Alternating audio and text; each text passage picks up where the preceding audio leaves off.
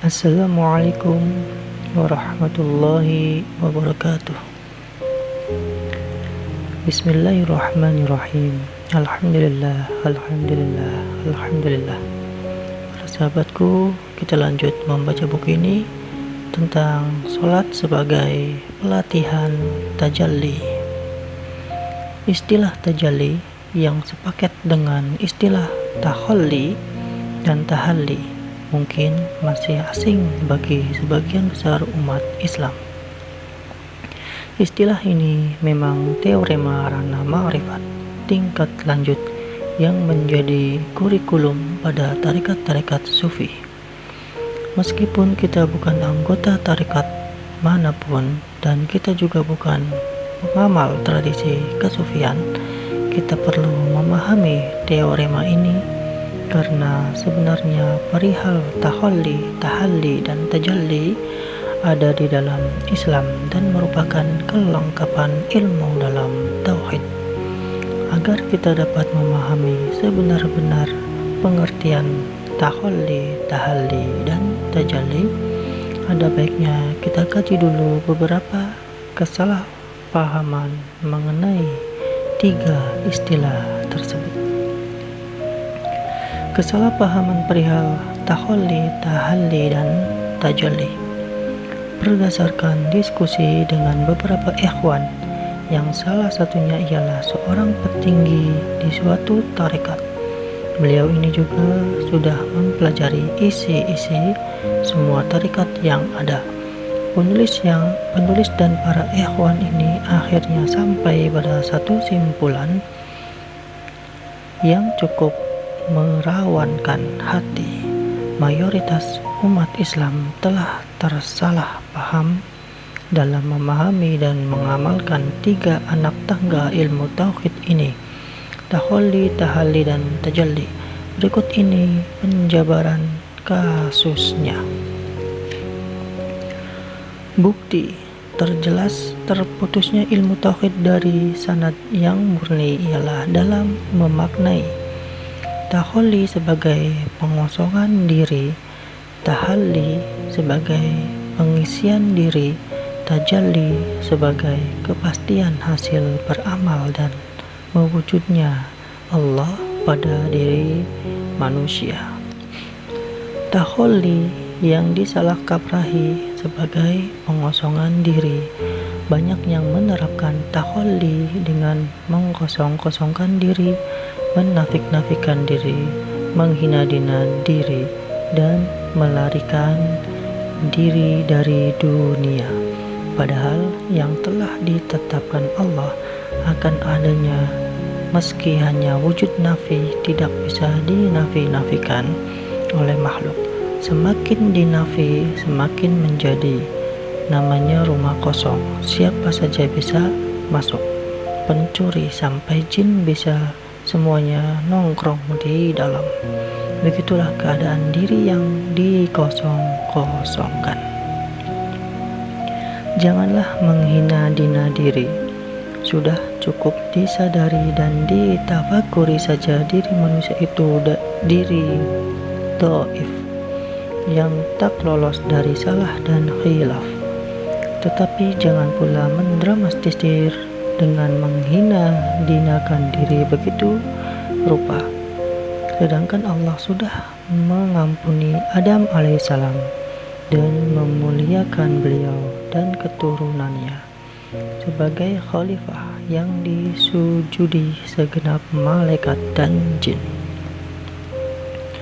Ada juga yang menerapkan takhalli ini dengan menampik dunia, mewara-warakan diri, menjuhud-juhudkan diri dalam tahap yang ekstrim.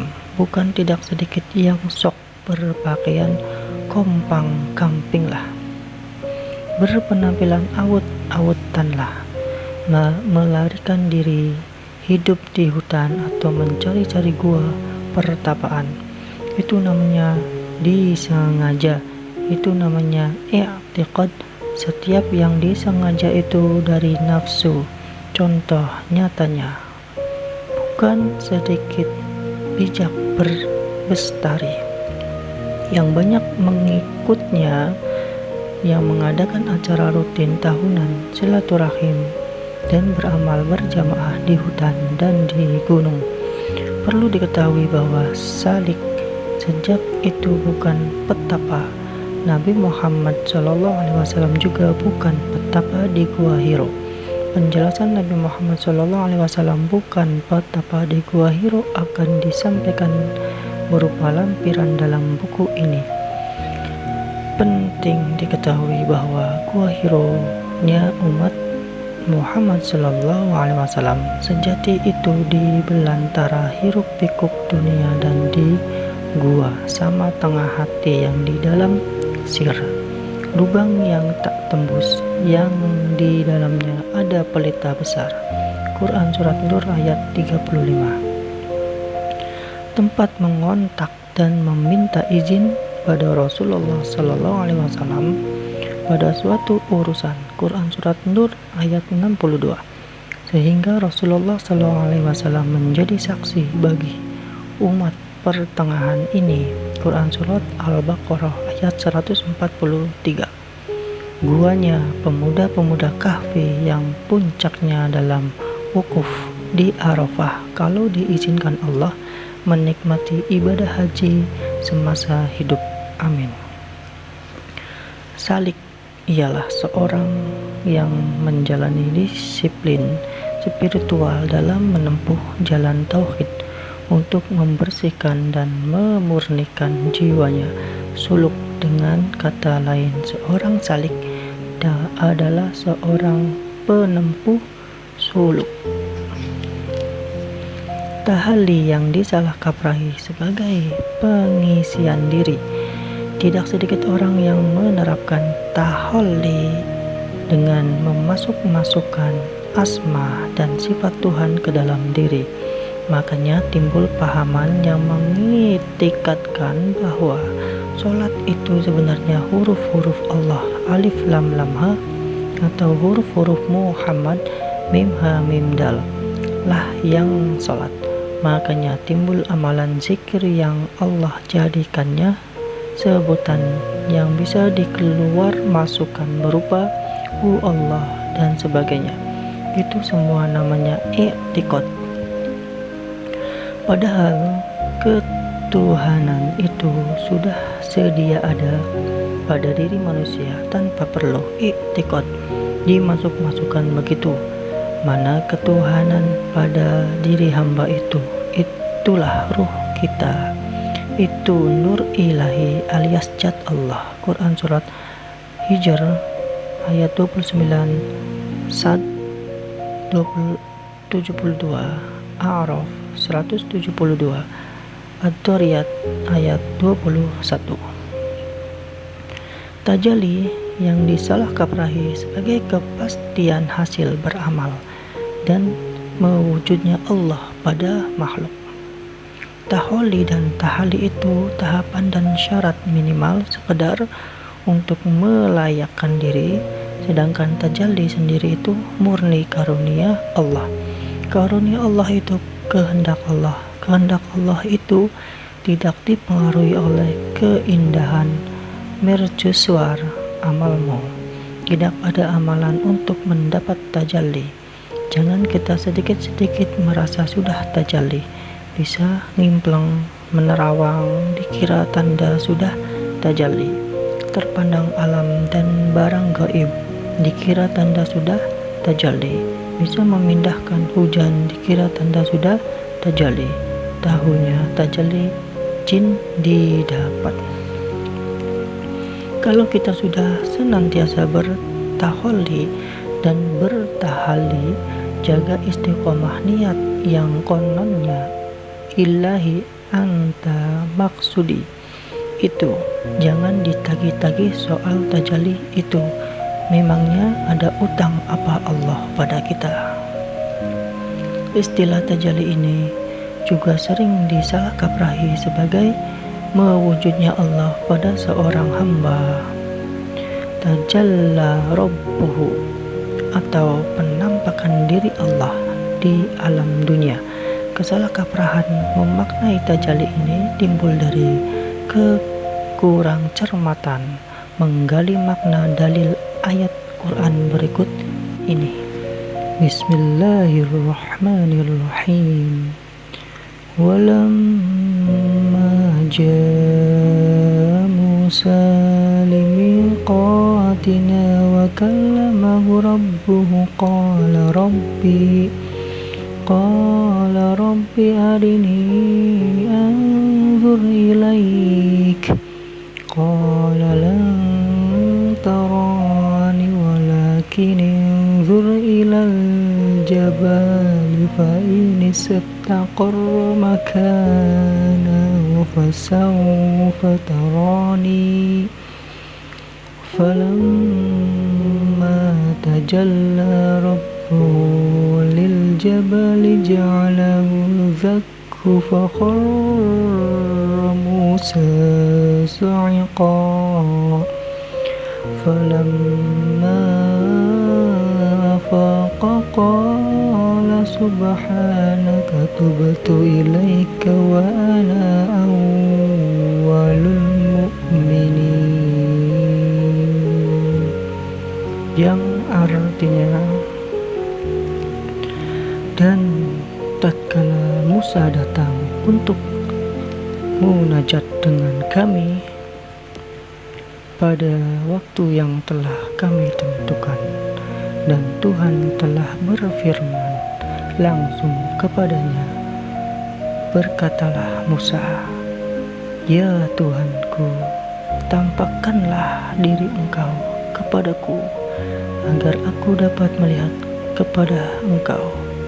Tuhan berfirman, kamu sekali-kali tidak sanggup melihatku, tapi lihatlah ke bukit itu. Maka jika ia tetap di tempatnya sebagai sedia kala, niscaya kamu dapat melihatku. Tatkala Tuhannya menampakkan diri kepada bukit itu, dijadikannya gunung itu hancur luluh dan Musa pun jatuh pingsan.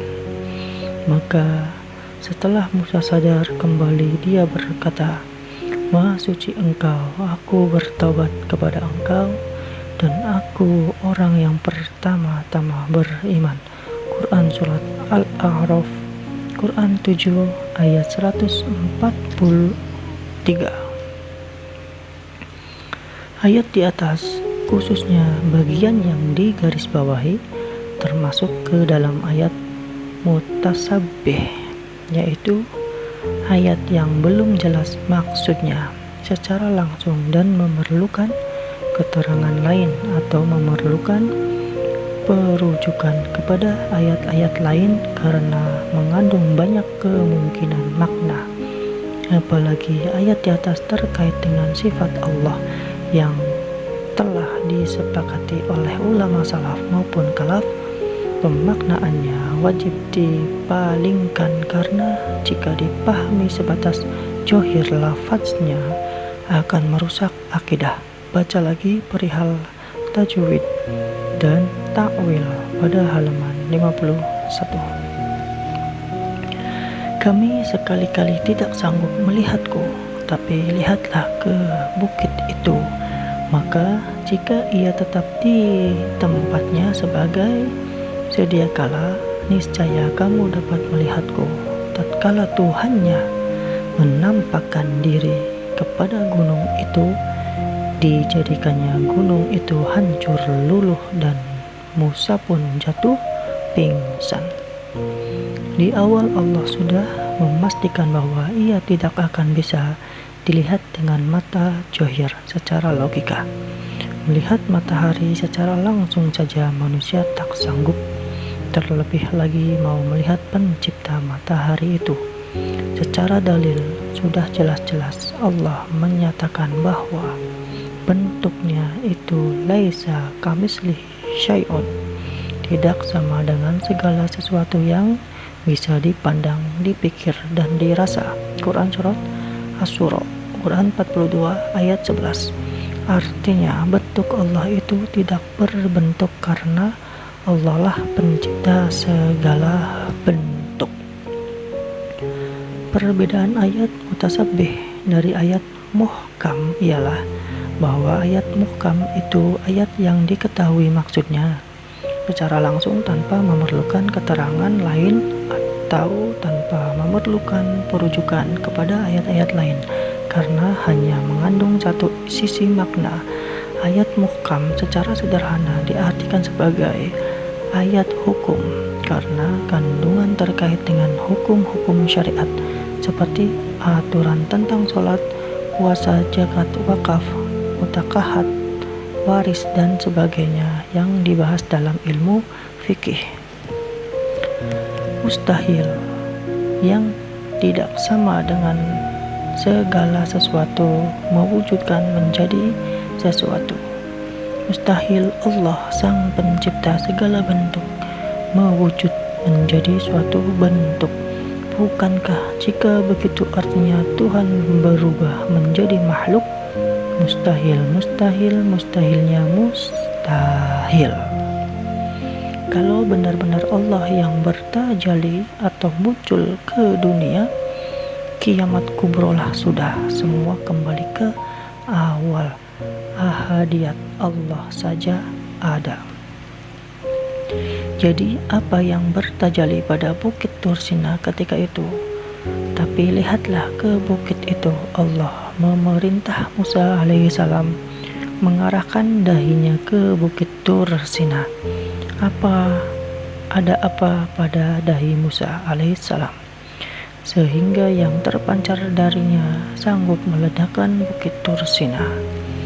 Yang terpancar dari dahi Musa alaihissalam ialah nur ilahi, zat Allah atau Ruhul Kudus yang bersumber di sama tengah hati Musa alaihissalam sendiri. Dalam hukum akli, akal ditetapkan wajib, mustahil, dan jaiz harus mungkin pada Allah. Contoh, wajib Allah itu maha kuasa. Mungkin bagi Allah menjadikan laut berwarna kuning dan langit berwarna ungu, tetapi sudah Allah tetapkan laut dan langit itu tampak berwarna biru. Mustahil Allah ada yang menyamai, dan mustahil Allah mewujud serupa dengan makhluk. Apakah hanya Nabi Musa alaihissalam yang pada dahinya terdapat cahaya ruh nur ilahi zat Allah ini? Cahaya ruh pada dahi tidak hanya ada pada Nabi Musa alaihissalam, tetapi ada pada dahi setiap anak cucu Adam alaihissalam, baik itu Nabi maupun umat biasa, baik ia muslim maupun non muslim. Ya, cahaya ruh itu ada pada dahi setiap kita, karena setiap manusia punya ruh yang berupa nur ilahi. Ini hanya ada pada manusia khalifah di muka bumi, tidak ada pada makhluk selainnya. Kualitas ruh makhluk selain manusia Allah ciptakan dari Nur Muhammad. Hanya makhluk manusia yang dihidupkan Allah dengan ruh berupa nur ilahi. Cahaya ruh ada pada dahi setiap anak cucu Adam alaihissalam, baik itu Nabi maupun umat biasa, baik ia muslim maupun non muslim. Meskipun demikian, ada perbedaan kualitas pancaran cahaya ini pada setiap golongan manusia. Pada non-muslim, cahaya ruh pada dahinya gelap, bahkan bisa dikatakan hilang sama sekali. Pada muslim munafik, lagi fasik, tidak bersyariat atau berpemahaman sekularis, pluralis, liberalis, cahaya ruh pada dahinya redup gelap. Pada muslim taat bersyariat tetapi tidak bermakrifat, cahaya ruh pada dahinya tampak jelas. Pada mukmin taat bersyariat lagi makrifat, cahaya ruh pada dahinya bersinar benderang. Pada dahi mukmin pun cahaya ruh pada dahi ini tidak bisa dipancarkan menembak semuanya, tetap atas kehendak Allah semata jua, sebagaimana pernah terjadi pada Nabi Musa alaihissalam dan pada dahi Nabi Muhammad Rasulullah sallallahu alaihi wasallam. Dalam satu riwayat di tahun ketika paman dan istri pertama beliau wafat. Dalam tauhid hakiki, cahaya ruh yang ada pada dahi ini ada sebutannya, yaitu cahaya budduhun. Kata ini terambil dari kalimat al-abiduna wa'buduna wahidun, yang menyembah dan yang disembah itu esa. Kata budduhun ini jelas mengacu pada keadaan billahi ta'ala, alias keadaan beserta Allah. Silahkan Anda baca lagi dasar pemahaman keesaan Tuhan hamba pada halaman 81 sebelumnya. Tentu saja cahaya ruh pada dahi budduhun ini cahaya qadim, tidak tampak seperti cahaya baharul, seperti cahaya lampu kilat matahari dan lain-lain. Jadi ini bukan membicarakan kecerahan warna kulit ya. Hal keadaan cahaya ruh pada dahi ini secara syariat persis dengan kesan wajah berseri cerah jejak wudhu.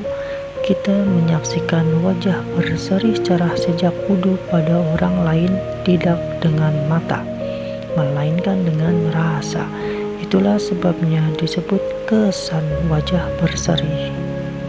Tentu saja cahaya ruh pada dahi budduhun ini cahaya qadim, tidak ada rasanya pada dahi, kecuali jika Allah menghendaki memberikan rasa pada orang-orang yang dikehendakinya pada momen-momen tertentu. Tentu saja cahaya budduhun pada dahi ini cahaya qadim, hanya hamba-hamba yang dikehendaki Allah saja yang dipandangkan rasa. Tulisan bercahaya qadim pada dahi mukmin ini, tulisan bercahaya pada dahi ini bukan huruf ba, dal, ha, nun, melainkan tulisan yang pernah dilihat Nabi Adam alaihissalam, tertulis pada tiang ars ketika taubat beliau akhirnya diterima Allah. Tulisan ini pun bukan menggunakan aksara maupun bahasa yang ada di dunia. Sedangkan pada dahi Dajjal laknatullah sudah kita ketahui tulisan huruf kafaro atau kafir. Pancaran budduhun pada dahi mukmin inilah senjata ultimat umat Muhammad Rasulullah SAW akhir zaman, yang ditakuti oleh iblis, dajjal, dan setan laknatullah alaih. Imam Mahdi itu urusan Allah, kita tidak perlu memusingkan yang bukan urusan kita. Hak urusan kita ialah mempersiapkan generasi umat yang memiliki pancaran budduhun di dahinya untuk menyertai perjuangan Mahdi kelak. Kalau bukan kita mudah-mudahan dari antara anak cucu keturunan kita, amin ya rabbal alamin. Tentu saja cahaya qadim ini tidak hanya pada dahi, melainkan meliputi sekujur jasad. Jangan lupa bahwa cahaya budduhun pada dahi ini berasal dari ruh yang membungkus jasad dari dalam. Pancaran budduhun pada dahi dan meliputi jasad ini berlaku sejak di dunia dan amat berlaku di akhirat kelak. Mana sandarannya? Silakan Anda tafakuri rangkaian dalil berikut ini. Muhammad itu adalah utusan Allah dan orang-orang yang bersama dengan dia adalah keras terhadap orang-orang kafir, tetapi berkasih sayang sesama mereka. Kamu lihat mereka rukuk dan sujud mencari karunia Allah dan keriduannya. Tanda-tanda mereka tampak pada wajah mereka dari bekas sujud. Quran Surat Al-Fat, Quran 48 ayat 29. Pada hari ketika kalian melihat orang-orang beriman, laki-laki dan perempuan, sedang cahaya mereka memancar di hadapan dan di sebelah kanannya. Quran Surat Al-Hadid, Quran 57 ayat 12. Bagi mereka pahala dan cahaya mereka. Quran Surat Al-Hadid, Quran 57 ayat 19. Dan menjadikan untukmu cahaya yang dengan cahaya itu kamu dapat berjalan, dan Dia mengampuni kamu. Quran Surat Al-Hadid ayat 28. Pada hari ketika orang-orang munafik laki-laki dan perempuan berkata kepada orang-orang yang beriman, "Tunggulah kami supaya kami bisa mengambil cahayamu," dikatakan kepada mereka, "Kembalilah kamu ke belakang dan carilah sendiri cahaya untukmu." Lalu diadakanlah di antara mereka dinding-dinding yang mempunyai pintu. Di sebelah dalamnya ada rahmat, dan di sebelah luarnya ada siksa. Quran Surat Al-Hadid, Quran 57 ayat 13.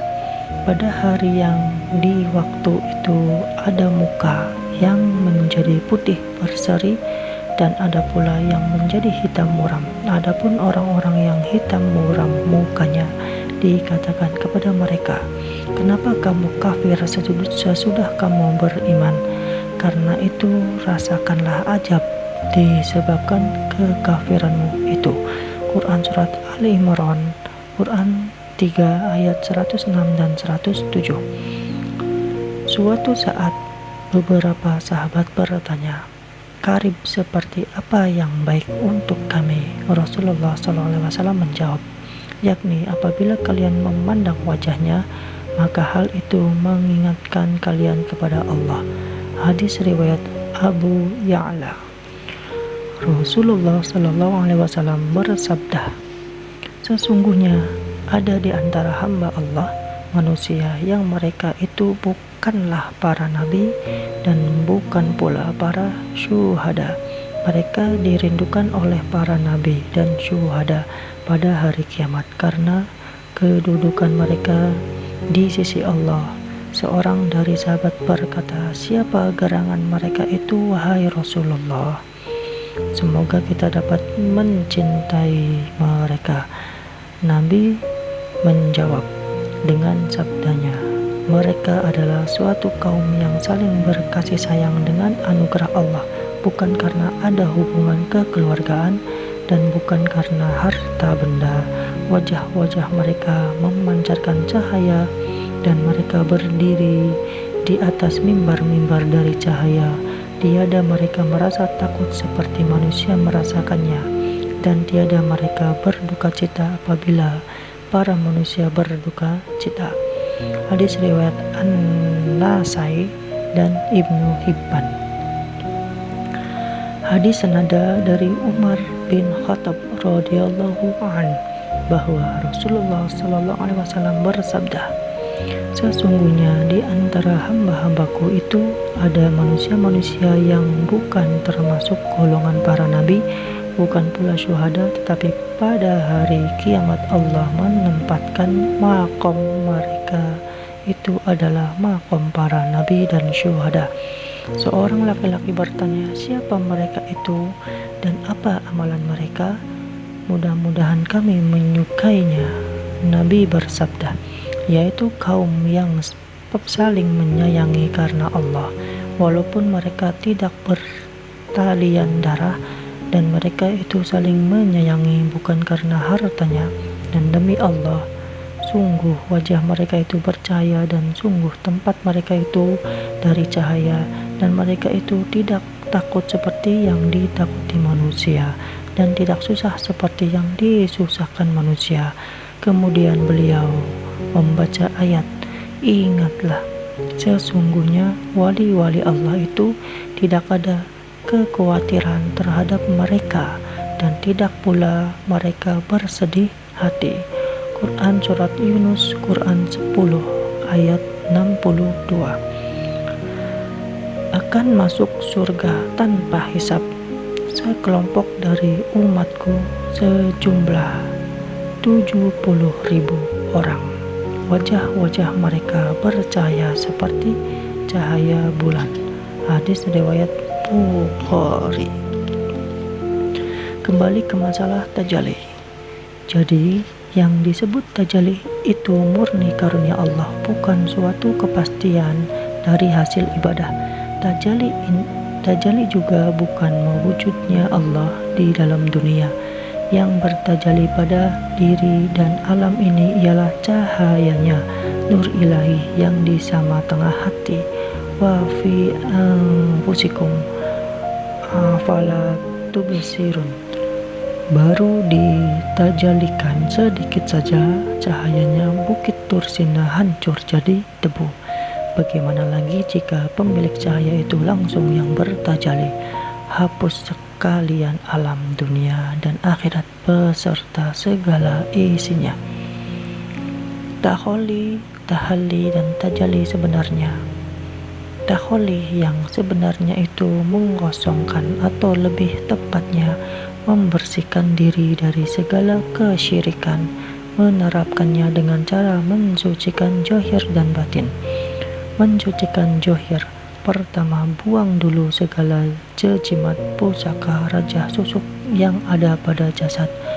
Bakar semua, buang semua, tinggalkan semua amalan menyimpang termasuk zikir nafas, amalan pemanggil arwah wali, padahal jin, meraga sukma dan sebagainya. Kedua, perbanyak istighfar dan perbaharui syahadat, lalu mandi junub, lalu sholat taubat. Intinya mengamalkan bab taharok dalam ilmu fikih. Mensucikan batin, berdamailah dengan masa lalu yang gelap, penuh maksiat dan syirik, termasuk masa kejadian-kejadian buruk, menyedihkan dan memalukan yang menimpa kita dengan asbab kezaliman orang lain. Biar Allah yang maha sempurna balasannya yang memberi ganjaran pada orang-orang zalim itu. Biar lepas diri kita dengan dengki dan dendam. Dari situ nanti tawaduk timbul, dari situ nanti juhud terbit, lalu alhamdulillah ala kulli hal pun menjelang, bukan di tawaduk, bukan di juhud. Tahalli yang sebenarnya itu membungkuskan syariat. Berkhalwat itu cukup dengan memperbanyak tadarus, puasa, tahajud, dan apa-apa saja model syariat yang ringan kita mengamalkannya. Orang itu kan kecenderungannya berbeda-beda. Ada yang hobinya berzikir-zikir, ada yang hobinya puasa Senin Kamis dan sebagainya. Supaya apa? Membaguskan syariat. Syariat itu keadaan yang dikehendaki Allah atas manusia berlaku pada anggota jasad. Membaguskan syariat itu agar jasad kita memiliki kualitas ruhani atau memiliki kualitas nur, meskipun masih berupa kulit, daging, darah, urat, tulang, sumsum. Sederhananya, kita bersyariat itu agar jasad kita yang baharu ini mempunyai kualitas kodim. Jadi aturan syariat itu diberlakukan agar kelak jasad baharu kita ini siap menerima karunia kodim dari Allah yang terlebih kodim. Ingat, sumber penciptaan kita ini dari nur ilahi, dan kita bersyariat agar jasad baharu kita kembali berkualitas sejati, yaitu kualitas nur ilahi. Inilah jalan inna lillahi wa inna ilaihi raji'un. Jadi semakin terbukti betapa syariat itu jalan untuk selamat di dunia dan di akhirat. Jika jasad tidak siap menerima karunia kodim, kita akan mabuk alias majnun. Bukan sedikit orang yang dikira wali itu sebenarnya masih kelas orang gila, mabuk, jadab, majdub, tak sanggup jasad sebaharunya menerima karunia qadim. Kemabukan dalam makrifat ini ada buktinya di dalam tarik. Di Quran tercantum kisah Nabi Musa alaihissalam di Bukit Tursina jatuh pingsan menerima karunia pancaran nur ilahi melalui dahinya sendiri. Jalan tauhid yang murni itu tidak pakai i'tikad dalam beramal-amalan saja, salat saja, tidak ada diiktikadkan atau dilambangkan huruf-huruf yang salat. Ini sih namanya cocok logi agama. Salat itu dizikri, bukan li harfin. Tajalli yang sebenarnya dapat diartikan secara sederhana sebagai naik kelas, jasad upgrade dari kelas baharu menjadi kelas qadim, meskipun masih berupa darah daging tulang kulit. Jasad dengan kelas qadim inilah yang diakui sebagai jasad umat Muhammad SAW di akhirat. Tajalli ini tidak perlu dicari-cari, tidak perlu ditunggu-tunggu, cukup dengan kita melaksanakan kewajiban sholat 5 waktu sehari semalam saja sudah terhitung berlatih tajalli, apalagi jika kita membaguskan amal syariat lainnya. Jika selama hidup beramal tauhid kita belum dikaruniai tajalli, insya Allah pada saat ajal kelak kita raih tajalli itu, sebab proses yang terjadi dalam tajalli itu sama persis dengan proses dalam kematian. Ucapan Kiai Haji Undang Syiraj. Rangkuman: sholat itu pengesaan ultimat ruh, nafs, jasad.